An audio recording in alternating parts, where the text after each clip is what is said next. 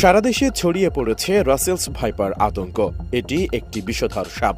সরকারের venom research সেন্টারের তথ্য বলছে, পদ্মা নদীর তীরবর্তী জেলাগুলোতে এই সাপ বেশি ছড়াচ্ছে। সাপটিকে আতঙ্ক হিসেবে না দেখে সতর্ক থাকার আহ্বান জানিয়েছে বন্যপ্রাণী অধিদপ্তর। একসময় এই সাপ রাজশাহী ও চাঁপাইনবাবগঞ্জ অঞ্চলে বেশি দেখা গেলেও বর্তমানে পদ্মা তীরবর্তী কয়েকটি জেলা ও চরাঞ্চলে ছড়িয়ে পড়েছে এর উপদ্রব। উপকূলীয় জেলা পটুয়াখালী ও দ্বীপ জেলা ভোলাতেও এর দেখা মিলেছে।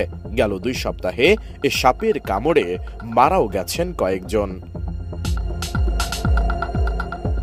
পৃথিবীতে বিষধর সাপ হিসেবে রাসেলস ভাইপারের অবস্থান 5 নম্বরে হলেও হিংস্রতা আর আক্রমণের দিক থেকে এর